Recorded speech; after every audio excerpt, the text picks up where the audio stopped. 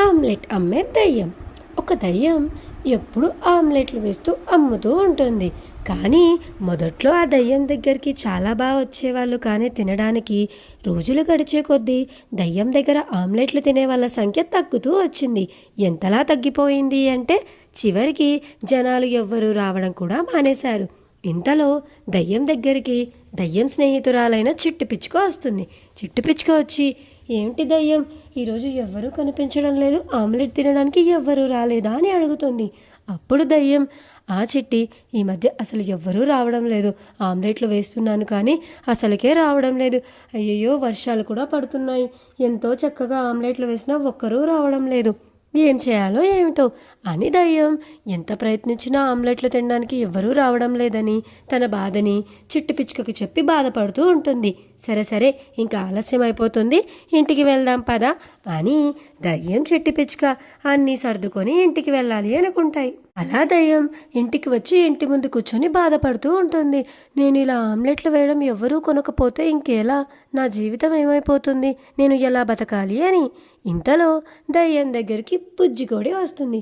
వచ్చి, ఏంటి దయ్యం ఇంత దిగాలుగా ఉన్నావు అంటే దయ్యం దాని సమస్యను చెప్తుంది. అప్పుడు బుజ్జికోడి ఒక సలహా ఇస్తుంది. నువ్వు ఎప్పుడు చూసినా అవే ఆమ్లెట్లు వేస్తావు, ఒక్కసారైనా ఆమ్లెట్లు ఎలా చేయాలో మార్చావా?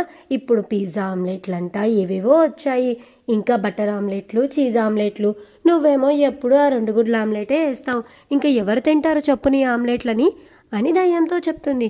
అప్పుడు దయ్యం కూడా, నిజమే కదా, నేను ఎప్పుడు ఒకే రకం ఆమ్లెట్లు వేస్తాను, ఇలా అయితే ఎవ్వరూ తినరు, నా ఆమ్లెట్ల వ్యాపారం ఆగిపోతుంది అని దయ్యం కూడా అనుకుంటుంది. అలా అనుకోకుండా దయ్యం మరుసటి రోజు నుండి కొత్త ఆమ్లెట్లు వేయడం మొదలు పెడుతుంది. అలా దయ్యం కూడా masala omelette, cheese omelette, butter omelette, ఇంకా పిజ్జా ఆమ్లెట్ పెడుతుంది. అలా వివిధ రకమైన ఆమ్లెట్లు అమ్ముతున్నానమ్మా అని దయ్యం గట్టి గట్టిగా అరుస్తూ చెప్తుంది. అప్పుడు అటుగా వెళ్తున్న జనాలంతా, అయ్యో ఇదేదో కొత్త రకం ఆమ్లెట్లు పెట్టినట్టున్నారు, వెళ్ళి తిందాం, వెళ్ళి ప్రయత్నిద్దామని అందరూ అనుకొని నెమలి ఇంకా బుజ్జికాకి, నల్లకాకి అందరూ వచ్చి మాకో ఆమ్లెట్ అని అడుగుతారు. అలా దయ్యం ఒక్కరు కూడా రాకుండా ఉన్న షాప్లోకి చాలామందిని వచ్చేలా చేసుకుంటుంది. అలా దయ్యం దగ్గర చాలామంది ఆమ్లెట్లు తినడమే కాకుండా ఆర్డర్లు కూడా ఇవ్వడం మొదలెడతారు. మాకి ఆమ్లెట్ ఇవ్వు, ఇంటికి పార్సల్ తీసుకెళ్తాం, మా పిల్లలకు చాలా ఇష్టమని. అలా దయ్యం జనాలకి నచ్చిన వంటలు చేస్తూ ఇంకా అందరూ తినడం వల్ల దయ్యం కూడా చాలా సంతోషంగా ఉంటుంది.